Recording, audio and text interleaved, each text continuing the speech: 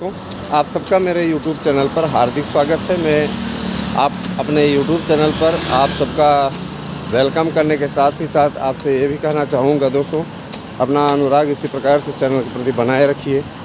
साथ ही साथ मैं आप लोगों से ये भी अपील करूँगा कि ज़्यादा से ज़्यादा संख्या में हमारे तीनों ही चैनलों मार्गदर्शन अकादमी, ASM न्यूज़ और शुभ न्यूज़ को सब्सक्राइब कीजिए।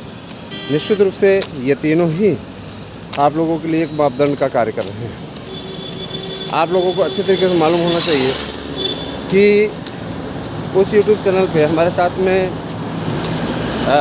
एक सर जुड़े हुए हैं, सार्थक गवर्नमेंट जॉब पॉइंट वाले सर, तो वो भी क्या कहते हैं उस पर अपना परफॉर्म कर रहे हैं।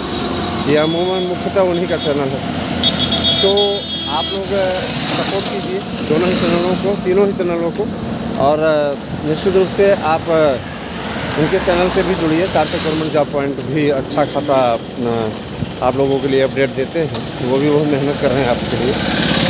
और सबसे बड़ी चीज़ ये कि देखिए, कोई भी चीज़ एक दिन में तो नहीं हो जाती, ये बात सच है। और ये अच्छा भी हो रहा है ना। ये धीरे धीरे कारवां बढ़ता जा रहा है, धीरे धीरे कारवां बढ़ता ही जाएगा, उसमें कोई समस्या आने वाली नहीं। अच्छा, एक बात और कि TGT PGT को लेकर के जो लोग पशुपेश और असमंजस की स्थिति कायम रखना चाहते हैं, बार बार बनाना चाहते हैं कि असमंजस की स्थिति है, दुविधा की स्थिति है, तो मैं बता दूं कि अब दुविधाएं छट रही हैं, है ना। कतिपय लोगों को अड़ंगेबाजी करने में, भर्तियों को फंसाए रखने में ज़्यादा विशेष आनंद आता है ना। लेकिन मैं उन्हें अवगत करा देना चाहता हूं कि उनकी इस तकलीफ़ का समाधान होता जा रहा है। निश्चित रूप से अब इसमें किसी प्रकार का पेच, किसी प्रकार का असमंजस ये बिल्कुल रह ही नहीं गया है ना।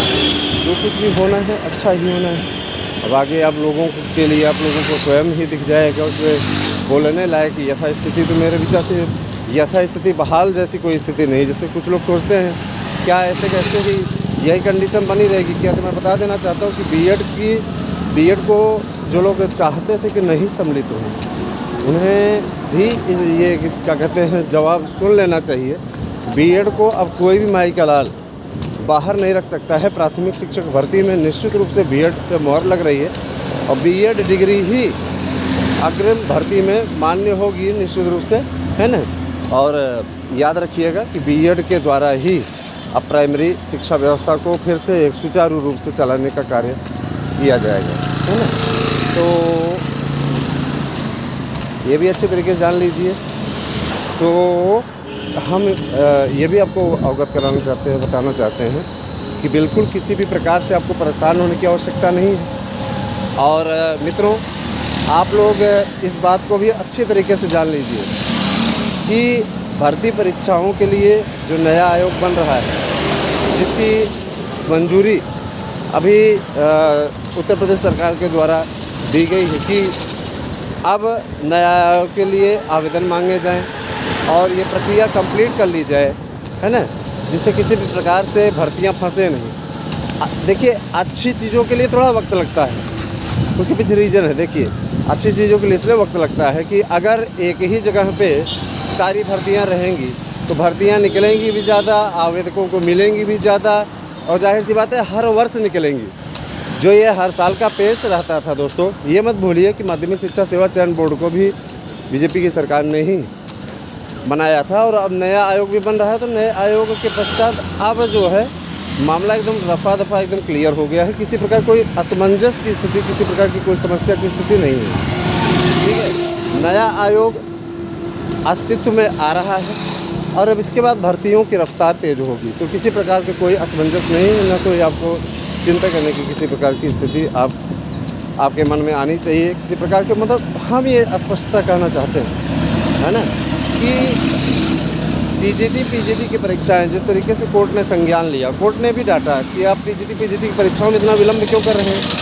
इसके पीछे का कोई रीज़न, विशेष रीज़न, तो उनका ये कहना था कि हमारे पास आयोग नहीं था, अब आयोग बना है ना। तो उसके बाद में अब हम भर्तियों की रफ्तार तेज़ करने जा रहे हैं। तो एक तदर्थों के मामले पे याचिका पड़ी हुई थी, तो तदर्थों के मामलों को उन्होंने पूछा कि हमने तदर्थों को लेकर के एक बड़ा आदेश दिया था उस आदेश का अनुपालन नहीं किया गया तो क्यों ना उत्तर प्रदेश सरकार के खिलाफ अवमानना की कार्रवाई की जाए। तो उनका ये कहना था कि मान्यवर, हमने एक बार परीक्षा आयोजित की थी, लेकिन तदर्थों ने अपनी गर्दन देखिए कैसे बचाए हैं कि तदर्थों ने फार्म भरा। हमने उनको कहा था कि जितने तदर्थ इसमें सम्मिलित होना चाहते हैं ये लोग फार्म भरें, और फार्म भरने के बाद में उनकी यथास्थिति स्पष्ट कर दी जाए कि कितने तदर्थ हैं।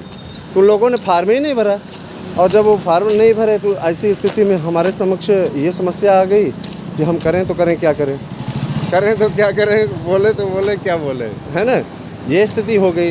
तो इसीलिए उनका ये कहना था स्पष्टता कि एक अवसर दे दिया जाए और उस अवसर के हिसाब से अपना जो है अग्रिम कार्रवाई की जाएगी, निश्चित रूप से किसी प्रकार कोई समस्या नहीं आने दी जाएगी।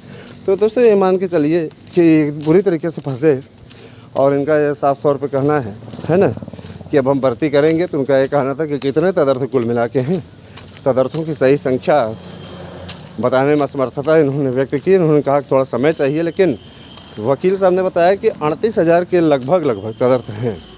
और ये भी मान के चलिए कि ये पद हमारे बीएड डिग्री धारकों को मिलने जा रहे हैं खुली कब प्रतियोगिता से। तो ये अभी तो फ़िलहाल नहीं निकलेगा, लेकिन इस पर परीक्षा के लिए उन्होंने तिथि को निर्धारित कर दिया कि एक तिथि निर्धारित की जाए और हर हाल में जनवरी माह तक इस परीक्षा को संपादित करा लिया जाए। इन्होंने कहा हम थोड़ा सा हमें समय चाहिए, है ना। तो इन्होंने कहा कि नई भर्ती के लिए भी हम आपकी समय सीमा जो है 20 मार्च करते हैं। तो 20 मार्च की इन्होंने समय सीमा दी गई है। हालांकि इस भर्ती को पूरा कराने के लिए इन्होंने 20 मार्च तक की सहमति जताई कि 20 मार्च तक इस भर्ती प्रक्रिया को जो 4,500 की भर्ती आई हुई है इसे वो पूरा करेंगे। अगली वीडियो देखिए।